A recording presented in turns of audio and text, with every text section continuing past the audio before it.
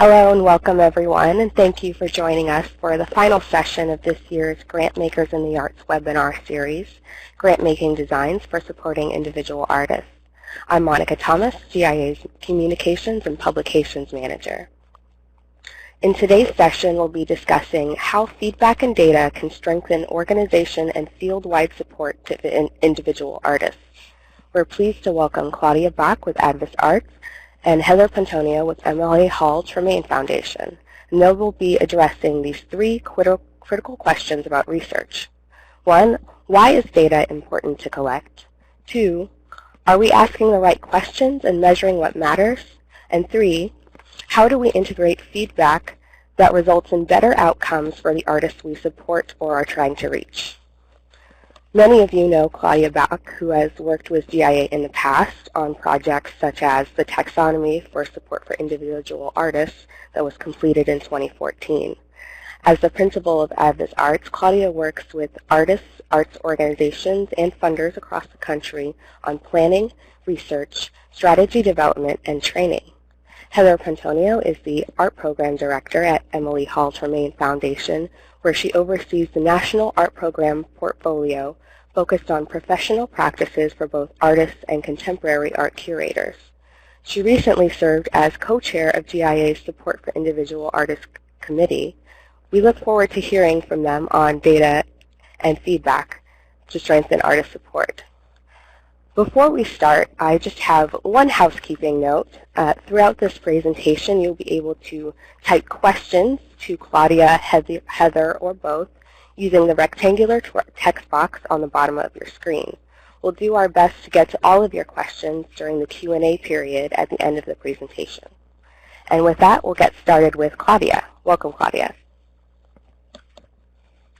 Thank you, Monica, and thanks to GIA for bringing us together for this series, and to the presenters of the two previous sessions in the series, which were really interesting. And I want to also thank Sujin, Monica, and Steve for making the whole series happen, and to Heather, my partner in crime today.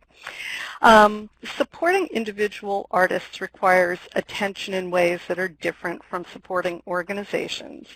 Distribution models vary, but fundamentally one has to keep in mind that artists encompass unbelievable variety, from artistic discipline to life situation and background, life stage, the intention that's tied to their creative work, and myriad other characteristics. Feedback and data research, whether it's structured, semi-structured, or informal, can give insights that guide and strengthen support for individual artists. It helps immeasurably to get the why and the how of collecting feedback and data in focus right at the start of any effort. What methods meet the intent? How informal or structured an effort will best meet the purpose and the other conditions? Feedback from artists on a grant reporting form can certainly provide lots of interesting information, but it's very different from understanding larger issues of need, barriers, or experiences. Does this particular inquiry require confidential interviews or focus groups? Will it work for the funder to gather information directly from artists, or would it be vastly more effective if a neutral third party does so? As Monica mentioned, I had the pleasure and privilege of working with Wolf Brown on the GIA taxonomy, and it helped to point out the incredible variety of forms of artist support and the differing intents behind those forms of support. So clarity on the purpose of the inquiry, how the results of this inquiry will be used, as well as the funds and the time available, these have to be matched up and have to align with the values of the particular entity undertaking the research. With each opportunity to gather data, I become more aware of the power inherent in asking questions and the capacity of that inquiry to build and change the relationship between artist and funder. The invitation to respond and share one's opinion sets the stage for reciprocity and respect. So two primary and not always aligned motivations underlie most of the kind of research that I have had the opportunity to be involved with. One is to prove and the other is to improve. Are you gathering data to advocate for the continuation of funding or to add additional funds from a board? That's very different than wanting to reflect and learn about artists' needs and whether your program is or is not meeting those needs. Is this front-end planning, formative research, or program improvement, or a look back at the conclusion of an initiative? Many entities engage in gathering data, intending it for internal use, for program staff or for proving outcomes to board members, and for intermediary organizations serving artists, often to fulfill funder requirements. My sense is that much of what is internal could be more effectively shared with colleagues or the field at large. What could we learn about effective practices, artists' needs, or shifting trends if such research was to be aggregated in some way? The recent study by the Hewlett Foundation, Peer-to-Peer at the Heart of Influencing More Effective Philanthropy, which came out in February, showed how important knowledge sharing is among peers and colleagues, and that what funders want to know about more than any other single topic, interestingly, is evaluation and assessment. Not only do folks want to hear what works, but they also want to know what does not work. For this webinar, I found myself reflecting on 4 recent projects I've been involved with, focused on support of individual artists. And so, in true researcher mode, in addition to looking back at these projects, I gathered some feedback from the good and gracious people involved in these. They represent a range of forms of data gathering, from focus groups and depth interviews to informal gatherings and observation, as well as surveys. So I'm going to use them as examples today, and here briefly is the focus of each one of these studies. So NPN wanted to take a comprehensive look back 30 years to understand the impact over time of their support of artists and to also shape the future. Artists Up conducted a 2-phase research process with action concurrent with each part of the research. All of it focused on artists of color and reflecting shared concerns and the desire not to duplicate efforts among 3 entities: the City of Seattle Office of Arts and Culture, For Culture, and Artists Trust. Rasmussen Foundation's Individual Artist Awards program wanted to assess it since its inception in 2003 to use as a planning tool and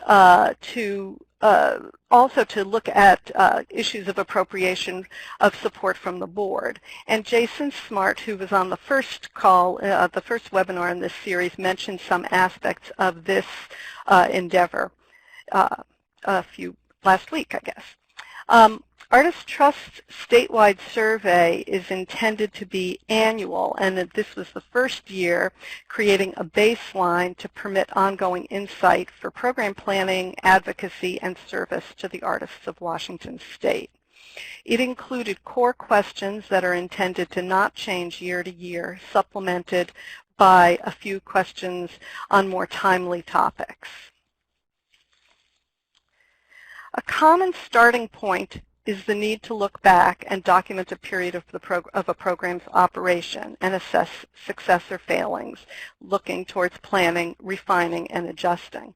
The quotes in the next few slides are from the projects I just outlined. So what time frame do you hope to explore?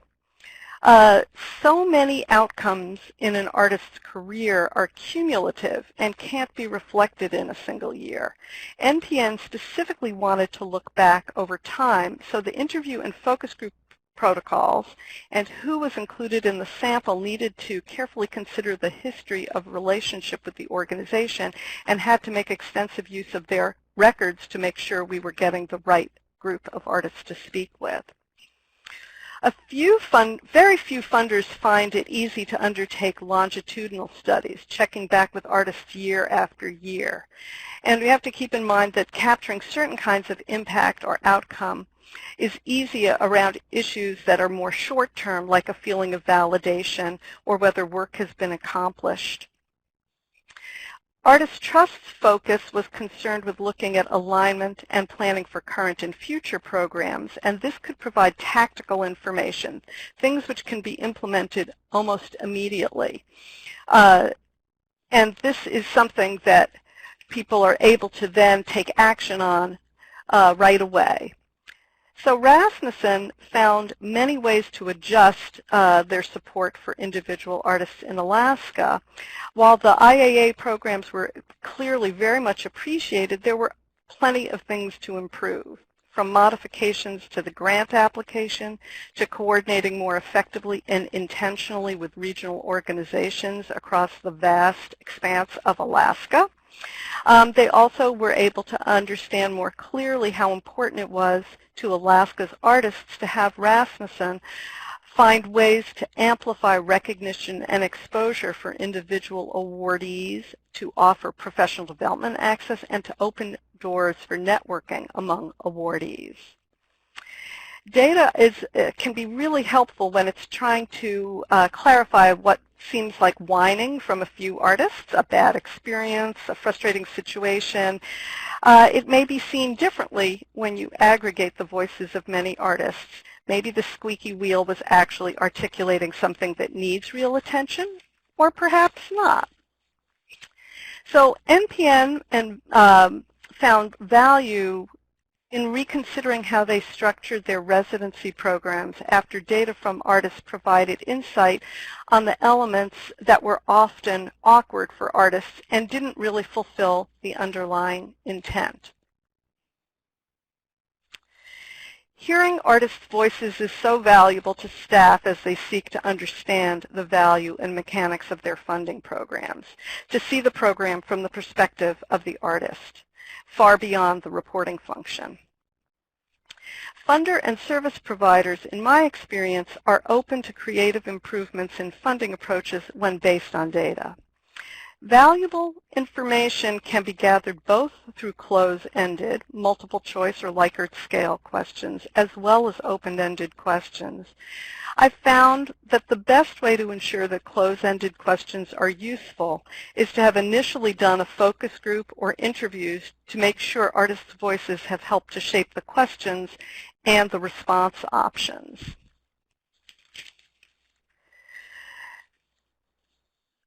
Artists Up collaborators were clear that they didn't want to wait through a full research project to start delivering programs.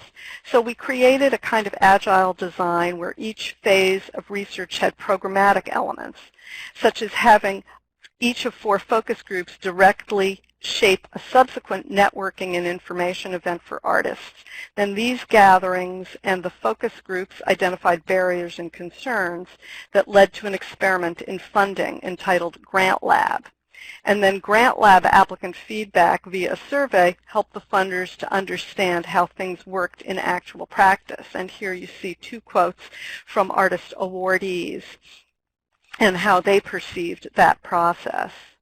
So a lot was learned about the constraints of traditional applications and selection processes, and the opportunity to experiment with this granting situation was freeing for the agencies, though the process revealed challenges and a few glitches. Importantly, the artists saw themselves as partners in this experiment, and that was really a valuable component. Today, each of the 3 agencies are using the results of this experiment in different ways because each of them work within different kinds of systems. Gathering data can build and strengthen connections to the artist community. Research opens communication that otherwise is unlikely to make its way to funders' ears. Using a third party as the conduit can often help artists to feel freer and speak more openly.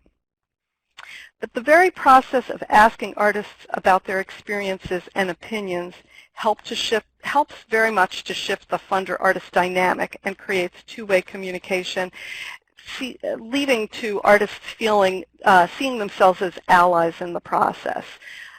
it asks, just asking demonstrates respect for their perspective.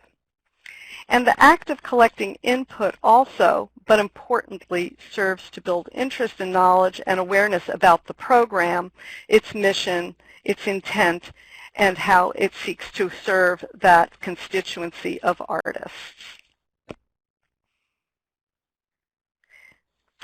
So we must start any data gathering process with the assumption that change is a positive outcome. What makes for a productive cycle of gathering feedback and data?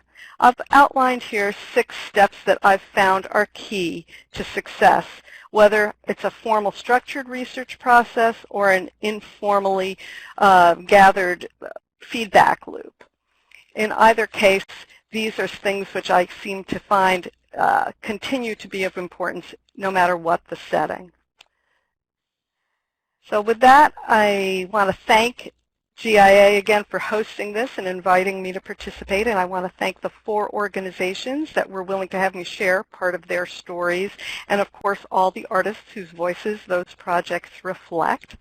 I look forward to continuing this conversation and to hearing now from Heather about the ambitious Artists Thrive project, and then to the question and discussion period.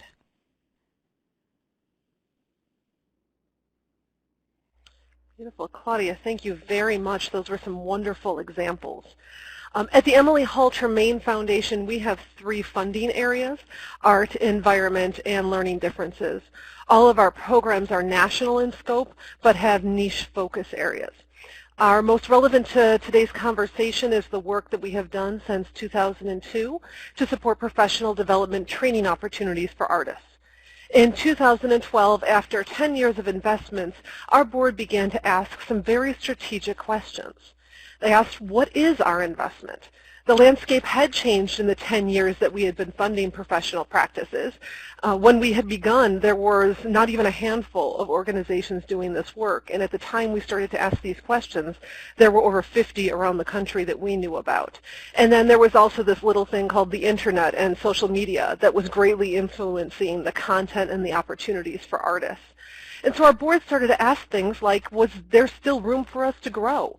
And at that point, we went and did an internal assessment report. And our report is published on our website, if you'd like to take a look at that. From that assessment report, we had the summative data that we needed to share with our board that really showed the value of our work and the long-term impact. But as we started to look at our metrics and the questions on our grantee reports, we realized that we were more focused on outputs than on outcomes, on organizations and not the artists that we were aiming to support. We realized that we were counting when we wanted to be measuring impact. But that impact came in ways that were really hard to capture. As Claudia has said, it's those open-ended responses that you often find the meat and not often in the numbers that are tallied. So for example, Creative Capital has shared with us that the results of their workshop can sometimes be immediate, but they can also take 5 to 10 years. One person might pivot to something totally life-changing right away, and another might not touch the workshop materials for 5 years, but then when they do, they have an amazing result because the timing was right for them to take it on. So how could we take responses to surveys like an artist who took our workshop made a goal of increasing their income by 20% and they achieved that in 6 months, and take stories like that and convert them into the data that we could use to report to our board. So as we continued on our funding path, integrating the assessment report recommendations, we were questioning how we could integrate these stories into our data. And in 2015, we connected with David Grant, who was just publishing this book, The Social Profit Handbook, the essential guide for setting goals, assessing outcomes, and achieving success for mission-driven organizations. And that is when our work took on a new direction. In the book, David talks about measuring what matters. Because if you measure what you value, people will value what you measure. Well, we were measuring numbers. And while there is value there, that's not what matters. Our program goals are around deep impact and ensuring that artists have the tools for a successful career. So while it is important for us to know how many artists attend courses we fund, it's more important for us to know the quality of that experience. to know if the artists find the training successful in their terms of success, and if the organizations are meeting the needs of the artists in their community. So this started our shift from a summative assessment frame to a formative assessment one. We were always looking back at our past grants to see what we were going to do next. This new frame is about immediately integrating lessons to keep us looking forward to improve our performance in grant making and our outcomes for artists. It's through a formative assessment and a frame of rubrics that stories become the key drivers. They are our data. And we know this well in the arts world, that our universe, the arts universe, is made up of stories. And we frequently use those stories in a one-off sense as an example, not as the core of our work. And what we've often heard as we talk about this is, well, you just can't measure that. You can't measure stories. But with formative assessment, if you can describe it, you can measure it. And to describe it well, you need to partner with those who are doing the work. So for the last 18 months, together with arts organizations all around the country as the drivers, the Tremaine Foundation has been supporting the creation of a field-wide suite of tools called Artists Thrive. So this is hot off the presses. It is the first time we are sharing it with the world, and it is still a true work in progress. So what you will see now is still evolving. The web platform is coming, and we definitely welcome your feedback as we get to this point. Artists Thrive is a suite of dynamic measurement tools that invites a holistic valuation of artists. It was created by the field for the field. It helps us see what we are doing now and what we could be doing differently to improve conditions for artists. It's aspirational, not judgmental. It outlines a spectrum of performance that spurs continuous improvement among artists, arts professionals, and others who work with or want to work with artists. It incorporates artist stories and descriptions of success across the spectrum, from at the bottom, artists stopping and giving up, to the aspirational artists thriving. There are currently 2 tools started in this suite of resources, one for artists themselves and another for those working with artists. They are both in first-person language, so this tool, the one for working with artists, utilizes the we. And that we could change. It could be yourself. It could be arts service organizations in a community. It could be economic development agencies. Or it could possibly be a larger community project that involves many organizations. These categories were chosen by the field as ones determined to be nationally important in supporting artists. Engaging with artists, services and programs, paying artists, connecting community and artists, advocating, funding individual artists, power, open, equitable, and culturally relevant, and organizational capacity to support and work with artists. The tool takes each of these categories and describes what it would look like if an artist struggled, survived, thrived, or stopped and gave up. From these descriptors, the data that we have, the stories, start to take shape. We start to note where organizations land, where we as funders should devote more attention, and where there are bright spots and networks that can be supported. So what I'd like to do is just dig in to the engaging with artists row and give you a few stories of those organizations I reached out to around the country and asked to tell me the last time they've engaged with artists. So if we look at this row here, one organization told me that they just don't survey artists, that they tried and they didn't get a lot of response, so they decided not to keep investing energy and time behind it. And that story sounds like it fits at the bottom here, at the artist stop and give up category of we have no outreach mechanisms for artist support. The artist struggle states, when we do seek input, it lacks full intention and purpose and likely to be exclusive or limited to a group of artists. One organization told me how their annual survey has a set of questions that they don't change annually, and it goes out to the artists that are in their network who have either applied to a grant in the past 2 years or attended a workshop in the past 3. I also had a conversation with an organization that partners with others in the community, both arts and non-arts, to distribute their surveys. They frequently attend events, they meet new artists, and they hold office hours at a cafe to solicit feedback. Well, that sounds a lot like that Artist Survive column, the utilizing array of informal and formal outreach mechanisms. And finally, there's the Artist Thrive box, the aspirational level. This is where we partner with artists. This is an organization who not only solicits feedback, but also encourages artists to help shape their work. They have artists on their board. This is an organization who includes artists in input in all they do, and not just in the artist programming. So this Artist Thrive tool is also really shaping our grant making and shifting our relationship with our grantees and our conversations with potential grantees and others in the field.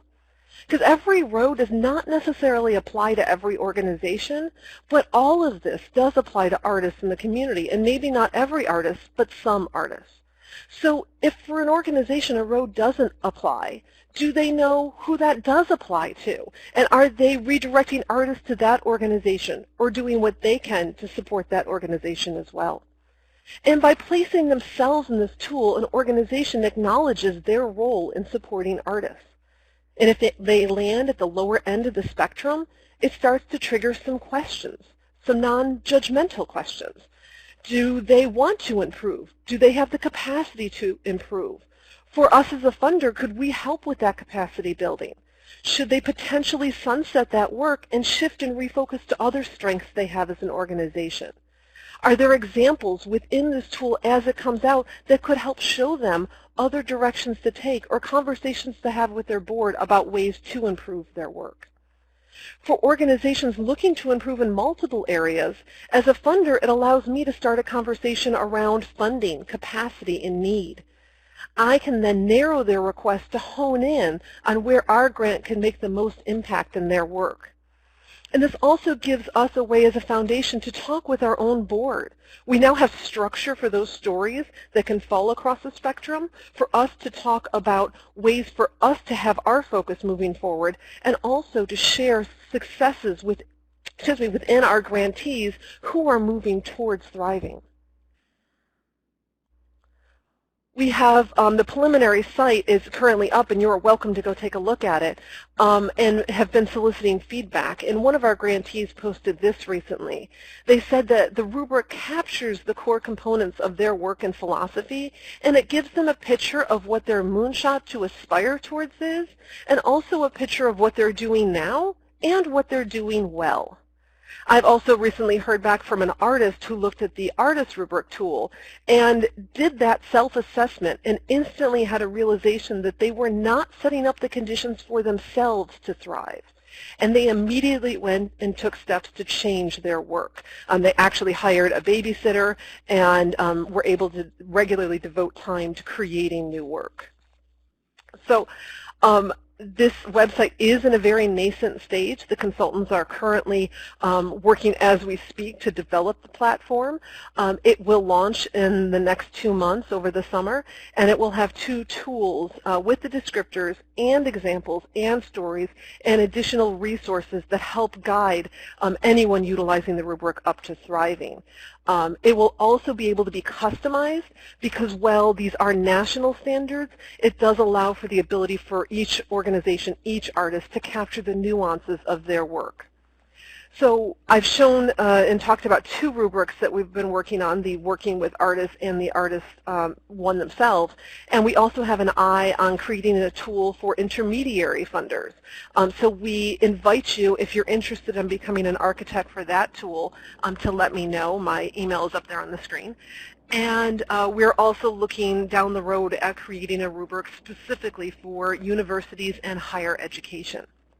So thank you GIA, for giving me the opportunity to share this project and for showing you how it is shaping our work. And we hope that you will all join with us as we revise and further develop these tools to improve conditions for artists to thrive.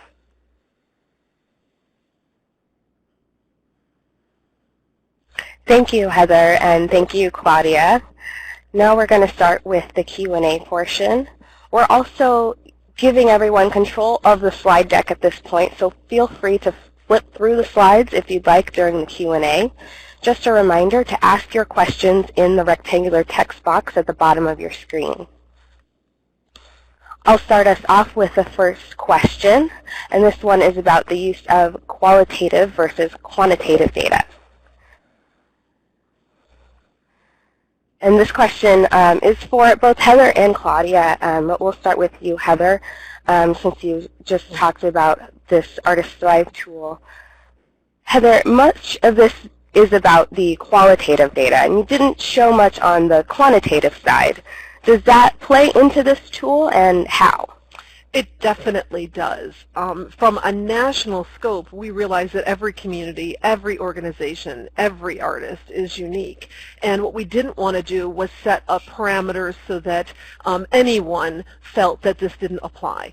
So what we set up in the dynamics was the ability for anyone to go in and add their own nuances. So rather than saying, here's a quantitative metric within the rubric, we encourage those to add their own.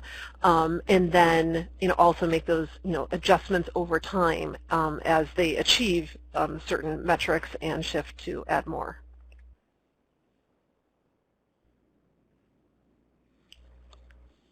Wonderful. And on the note of qualitative data, Claudia, how do you know when you have something of value for decision making when you're working with qualitative data? Well, Heather brought up the fact that the universe is made up of tiny stories, and I think what we look for when we're working with qualitative data is when those stories add up some level of redundancy. When you start hearing a story that has the same kernel in it over and over again, you know that you are starting to understand something at a deeper level. The other thing is sometimes it's not immediately to decision making, but sometimes these small stories, this qualitative data, can also open your eyes to something that's not been being attended to, and then that gives the opportunity to dig more deeply into that.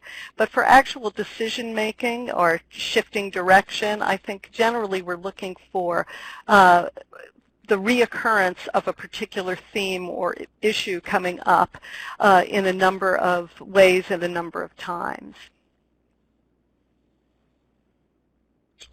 Wonderful. And we have the next question here is about collecting information from artists. Can you, either of you, provide an example of a survey for artists, and what are some effective ways to gather feedback from artists? Can we start with Heather first? I was actually going to turn it over to Claudia because this is definitely her expertise. Well, I'm sure you have experience with it as well, but let me just jump in. I mean, one of the surveys that in the examples I gave, there were a couple of different surveys used. And I think the important thing is thinking about to whom you're going to distribute this survey instrument. We first of all want to think about the survey instrument as well, but then who is it going to go to?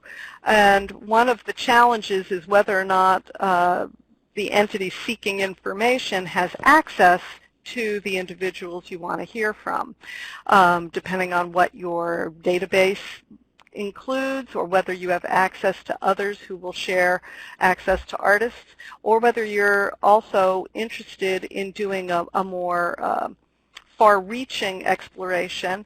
With the Artist Trust Survey, one of the things that we decided early on is that we were less concerned with statistical validity and more interested in as many voices as possible, and so used what is known as the snowball effect, basically, where you sent out the survey to many lists, and they have quite extensive lists, and then ask the artists who are participating to forward that survey as well to others so that you get as many possible responses as possible.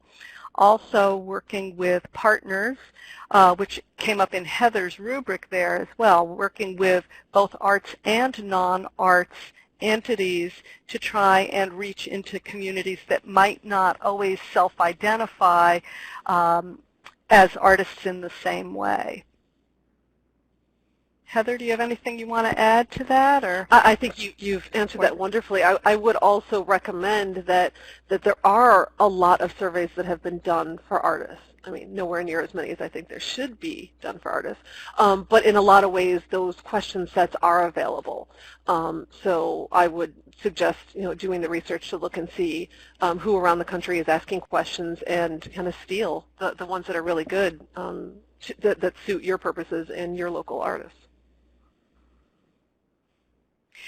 I would add one other thing, which is that there's so much value in testing the survey that you put together before you send it out broadly, because it can be always tricky to make sure that others are interpreting your questions in the same way. So that's a wise investment of time.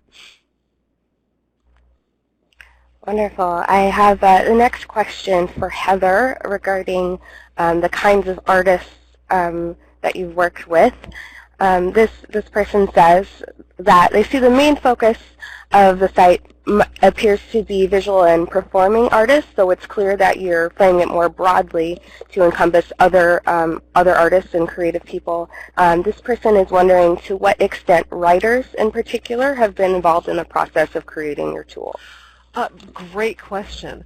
The committee that's been part of this, the key organizations around the country who have been doing this work, and individuals as well, have been across the spectrum of artists. So we do have a writer that's been engaged, but we don't have a lot of feedback yet on the current website from writers. So definitely encourage, as there are missing gaps, this is a perfect moment to provide that feedback and add where are there missing pieces and words that don't necessarily apply.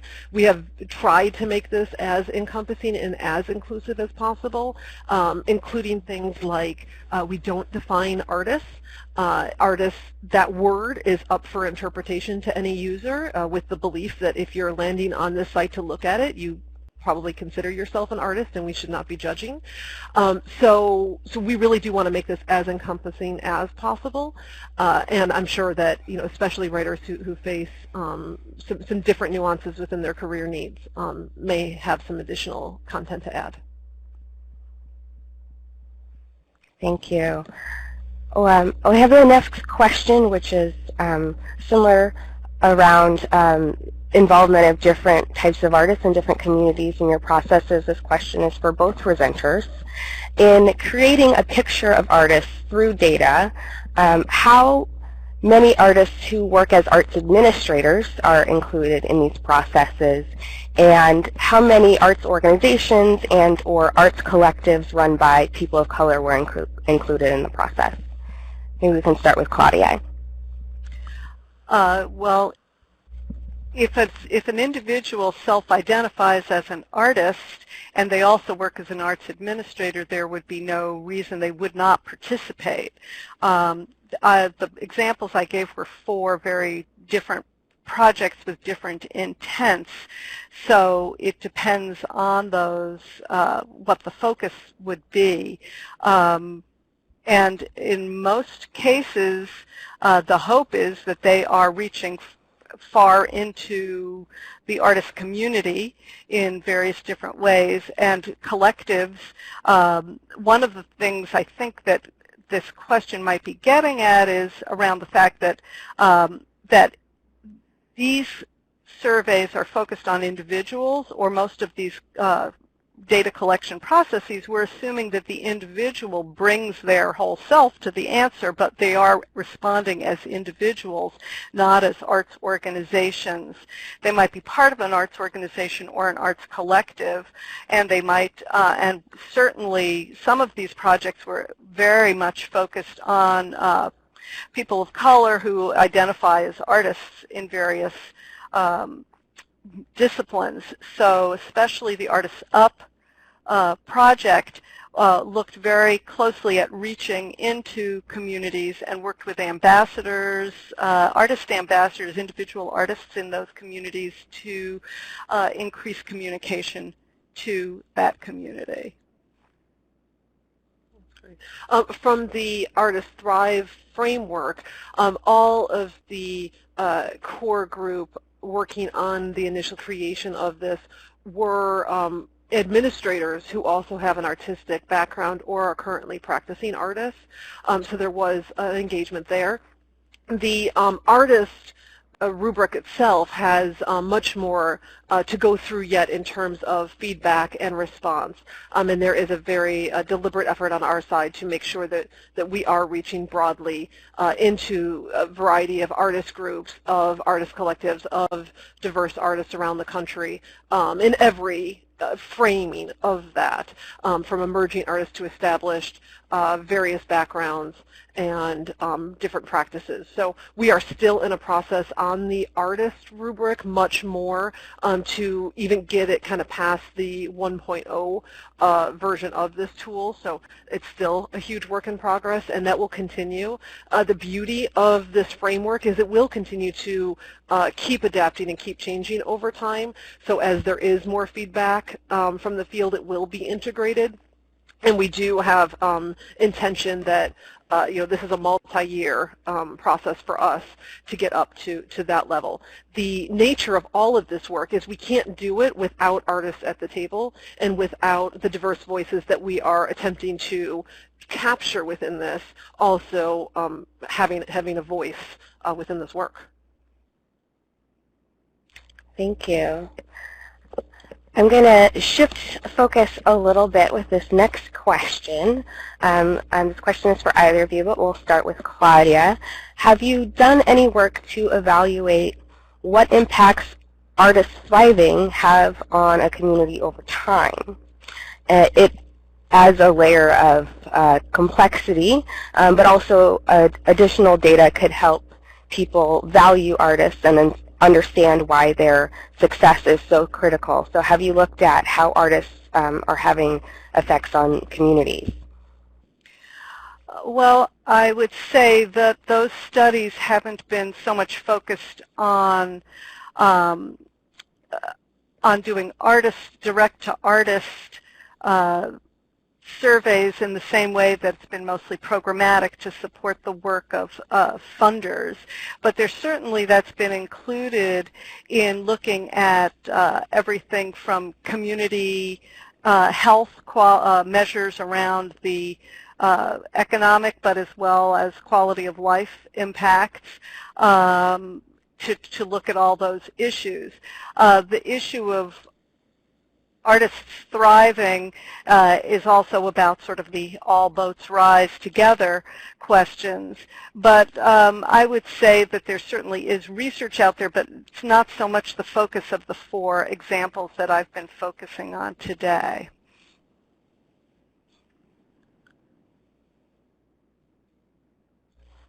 Heather, did you have anything to add to that? I think Claudia gave a great answer. Wonderful.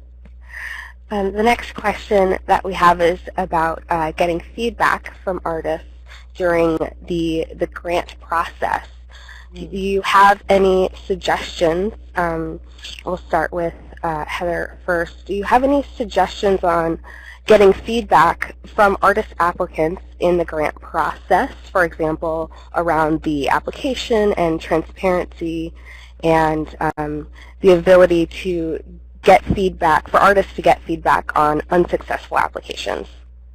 Yeah, so the very first question that I would ask those artists is, are they willing to give feedback within an application? Because there's always that question of, if I'm being truly honest with an application around the process, is it going to hinder my ability to get this grant? So there is some question around including it within the grant application versus as a separate survey at a different point. I think any feedback you can give is important. I think not just for artists, but for administrators, for everyone, to have that feedback and have that understanding of how to improve. It goes back to a lot of the conversations we had within this Artist Thrive work that, you need to not be judgmental, but it's about aspiring to being more.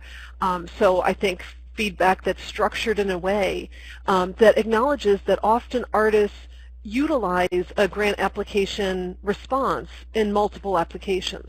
So if there is a room for improvement, creating that kind of feedback for artists that say, you may want to consider continuing to explore this or expand that for future applications as you're considering these same narrative answers, I think is helpful in that structure of support and aspiring to improve. The questions, again, for artists that relate directly back to an application they're applying to are probably better to pull separate, and potentially best to create a focus group of artists to ask what would be meaningful for them to respond to. Because a lot of times the answer is going to be relatively generic. I don't want to answer 20 questions in an essay. We all get that. So what is that dynamic that artists can respond to that will help you improve the grant application over time? And artists can certainly help you craft those questions as well. So I'll just jump in to reiterate a little bit. I guess I see there being two questions here, and the first on getting feedback from artist applicants on your grant-making process, on a funder's process. Definitely the issue that Heather noted of it's basically anonymity and confidentiality is often important to artists when providing that kind of potentially critical feedback, because there's concerns about impact on their potential applications themselves. And that's one of the places where I've basically heard from artists that having a third party gathering that kind of information is valuable, and people, the artists that I've worked with seem to be willing to be quite frank in that kind of setting, both in interviews and in focus groups, but are less likely to do so in a written form.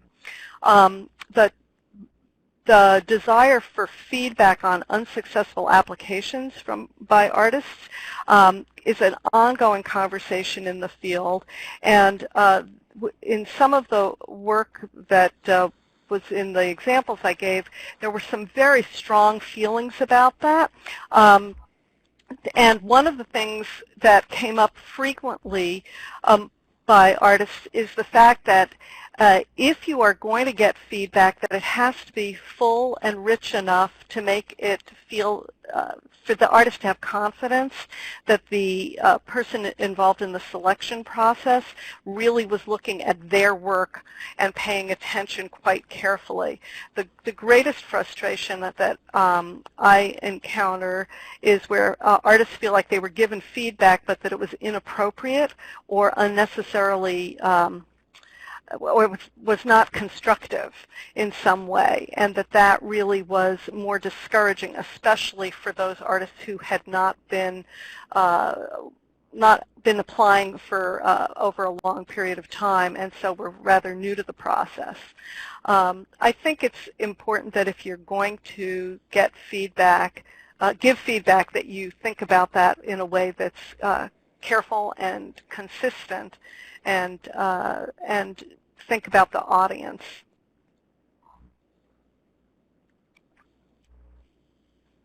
Thank you. We've got time for just a few more questions, and so I'm going to combine two questions, and this one's for Heather around formative evaluation. How did your board adjust to the new directions taken as a result of formative evaluation and use of the self-assessment tools? And how can we sort of avoid confusion when we're changing programs, and is there a general rule of thumb for how often to make alterations when you are changing programs? That's great. So I will say that all of this kind of formative assessment framework is still in process for us. It is a constant work on our part for engaging with our board as well as the field. Our board has seen this work, and there is that feeling of we now have that frame and that structure that we've always lacked in this conversation. That the stories that we talk about are stories, and now they're markers for our success. So it is, from our board frame, it isn't yet shifting our grant making so much as giving the meaning to the grants and what we do. As a foundation, we don't actually have an open application process. Ours is done through invitation and conversations. So for us, we don't have that constant shifting form in that way. But what we do have on our form when we get to that point in conversation is really open-ended questions that ask the applicants, how are they going to measure success? How are you going to be looking at artists? Are you going to be paying artists? An open-ended answer format that allows us to pull out these nuances and kind of see where they land. And in some cases, it's allowed us to go back to our board and have a greater conversation over around some specific technical assistance or specific funding focuses that would help that organization more than if we just did a flat grant for a particular project.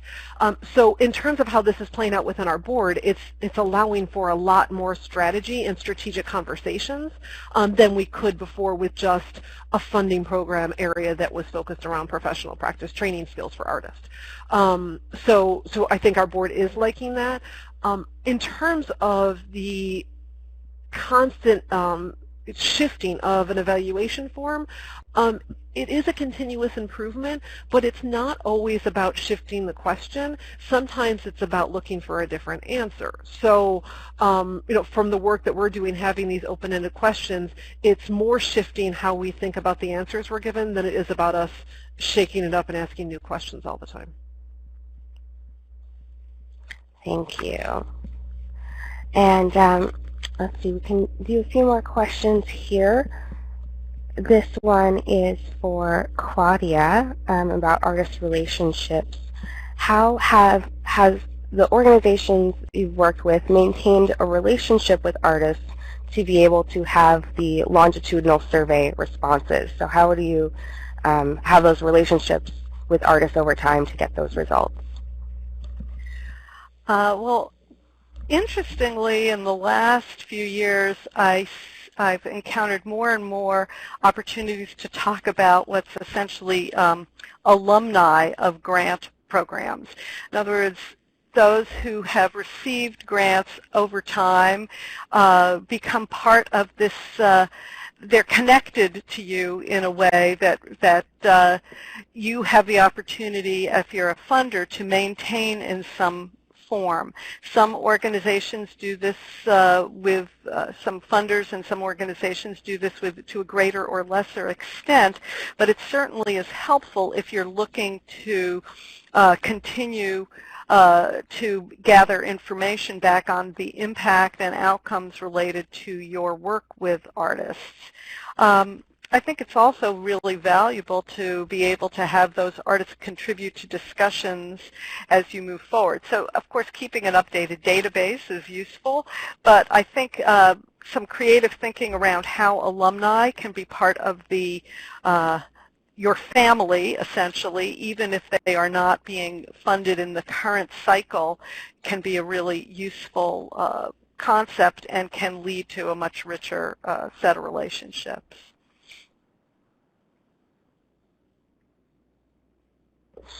All right, thank you. And one last question here. This one is for Heather. How can your tool work for organizations that have hundreds of grantees? Oh, that is a good question. So the idea behind this tool is really about self-assessment. It's not necessarily designed that every grantee would go on to this so much as a way for an organization to look at it themselves. And these descriptors are really designed that as you read them, you see where you fit. You see where you, as an organization or as an artist or as a collective group working together to support artists, would really feel those descriptors resonate and see where they land. Potentially, if the descriptors don't resonate, it's because it doesn't apply to you, or it is something that is not a quite fit within the work that's being done.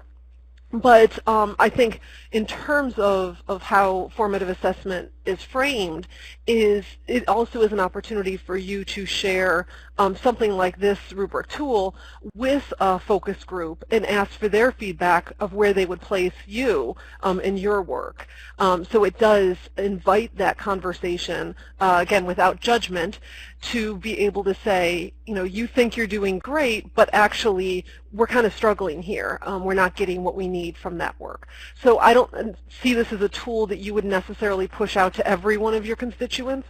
Potentially it might be something that you encourage them to use as a tool for themselves, but wouldn't necessarily be something that you're trying to place every organization onto this that you work with. It's more of a self-evaluation for your own work. Thanks, Heather. Well, we are coming to the end of our session now, but before we go, I want to thank Heather and Claudia again for sharing today. We know that research remains a topic of high interest for our members and the field, and are grateful for your insights on how using research can make us better supporters of artists. We also want to thank again GIA's Support for Individual Artists Committee, and especially the ad hoc planning team members, Travis Laughlin with Joan Mitchell Foundation, Gabrielle Muniz from the Arizona Arts Commission, Heller Pontonio with Emily Hall Tremaine Foundation, and Roseanne Weiss with Regional Arts Commission, St. Louis. We hope this series has been helpful to you and the work you're doing in your respective organizations and communities. Today's presentation has been recorded, and we will be sending a link to that file and the presentation slides within the next day. We'll also be sending a brief survey in the next day or two that we hope you'll take a few minutes to fill out. Your feedback is important to us, and it helps us plan future programming. This meeting room and the slides will be open for the next hour or two, so please feel free to stay in here in the meeting room and flip through the slides at your convenience. Thank you so much for joining us today, and enjoy the rest of the afternoon. Thank you, Monica. Thank you.